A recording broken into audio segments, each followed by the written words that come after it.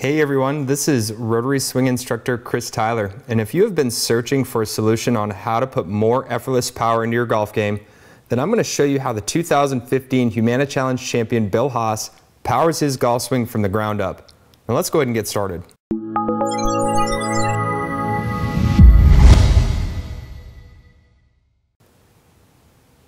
Okay, so those of you that are joining us on our YouTube channel, and before I get started with today's analysis, I'm going to go ahead and include a preview of a special bonus clip called the 3 Sources to Increase Power in Your Golf Swing. And remember, if you like this video, go ahead and click the like button below, and if you have any questions or comments, please feel free to post those up. Okay guys, so I want to spend some time this week talking about downswing sequencing and what it actually means to power the golf swing from the ground up.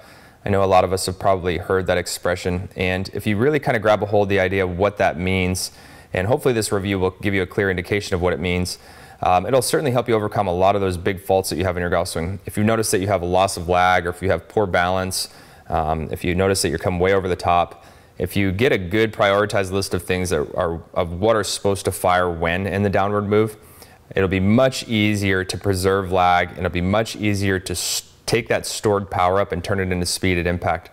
So I think it's best if we look at where we're trying to get to first before I talk about how to get there. And if you look here at his impact position, this is a driver swing. You can see that he's got a nice stacked up left side. Got a little bit of secondary axis tilt here, so you can see this is a driver swing now, so we normally would see a pretty drastic increase in secondary axis tilt because a lot of golf pros really try to launch the ball very high in the air. That's why we make some driver setup adjustments. But very good stacked up left side appearance here. Overall, a pretty textbook looking impact position. So how do we get to this position from the top of the golf swing down? That's our big question today. So if we go ahead, and I'm going to load Bill right up to the top of his swing, probably one of the better working transitions I see in modern golf today. I'm going to go ahead and mark the club position, the club head. I'm also going to mark the outside part of his lead thigh here, so you have a good clear understanding of what's going to start.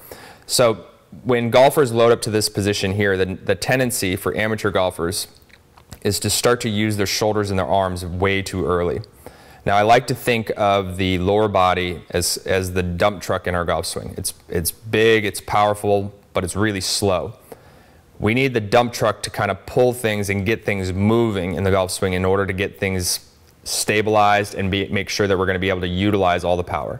I think of the arms and the hands as kind of the Ferrari. We don't want, if you get to the golf swing and you start to use your shoulders and your arms way too early, you're going to get in a race with those hands and arms in the lower body, and guess what? Those arms are going to be really fast, and they can actually make your lower body not work at all. It can cause you to hang back. It can cause you to throw the club very early, which in turn you're going to lose lag. So the idea is that we want to keep the Ferraris in the garage for a little bit. We want the dump truck really to kind of start our party out. So how do we do that? So when we get up to the top part of the golf swing, what do we need to do to get the lower body really working? You're going to see a very good size shift of the hips here. Okay, so you can see a good shift of the weight over to that lead side. So now you can see that his outside part of his thigh is moved, a good 6, 7, 8 inches or so. And notice how the club has moved virtually the same amount of space.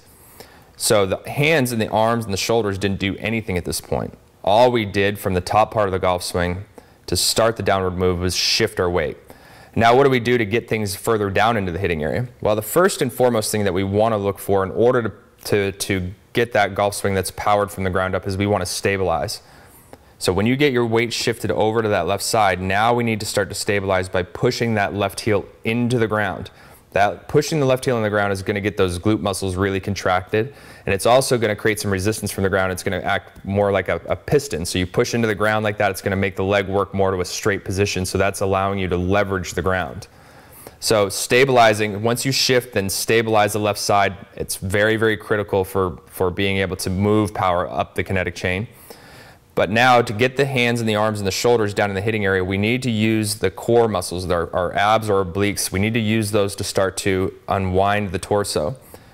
And right here, we're going to start to use those to unwind. We're still not using the hands and the arms as much as you would think at this point. The hands, the arms, and the shoulders are not really doing much of anything. All we've done now is we're stabilizing the left side. We're using those big muscles, those oblique muscles. That's allowing us to pull the shoulders and the arms down into the hitting area. A little bit of gravity is moving them down there as well. But this is the point of the golf swing where we're really starting to post up, and we're going to start to stall the body out as much as possible. Because when you start to stall the body, now the hands and arms can act independently from the body and they can release on through. So you notice here, I'm going to go ahead and mark the outside, or mark where the club head is now. I'm also going to mark the buttons on his shirt, and I'll mark the pocket just for good sake here. All right, so you can see now this is where he's going to start to really release the golf club.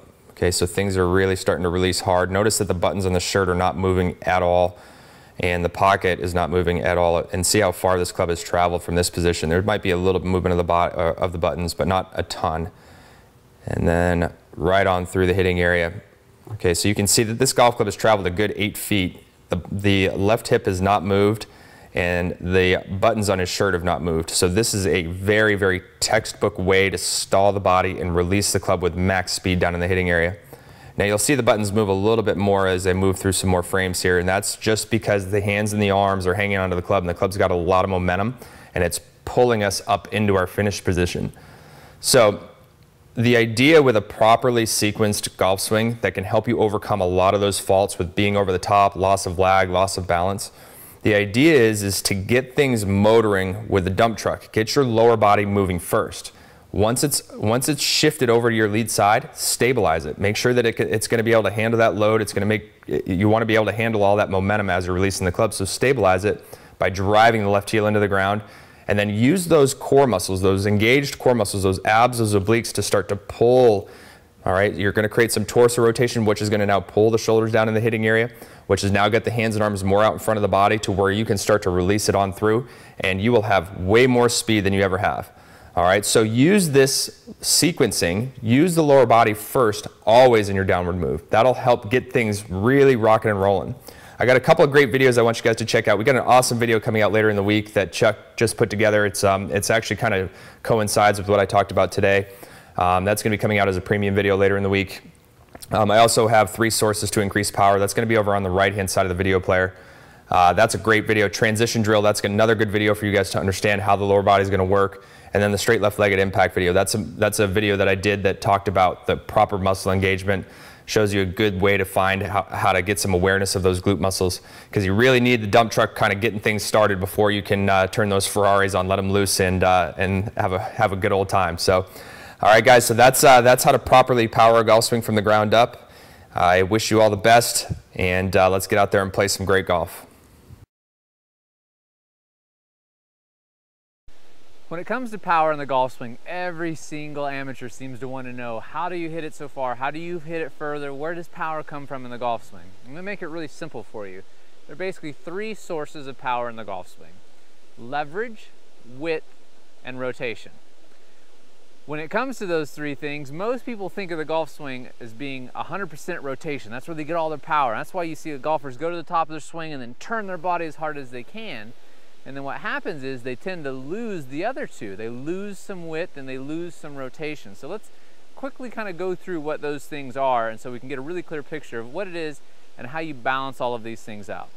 Simply put, leverage is just, the easiest way to understand, it's just angles here, right? So think of like a hammer. I have an angle here, there's potential energy because my wrist can move in this direction, and so there's energy here. If I hit you on the head, it's not going to feel great. So that's leverage. Width, simplest way to think about it, the biggest circle that you can make. Simple way of thinking about it, the wider that circle is, the more time the club has to accelerate. And there's other physics at work here as well. As this part's moving at a certain speed, the outer part of the circle has to move faster to keep up with it. So the wider the circle, the more potential there is for speed. Simple way to think about it, if you're hitting a wedge, just because of the shorter shaft, even if you put a driver head on a wedge shaft that's really short, still not going to go as far as a driver. There's not as much potential speed because the shaft isn't as long, so you're losing width, okay? And the last one is what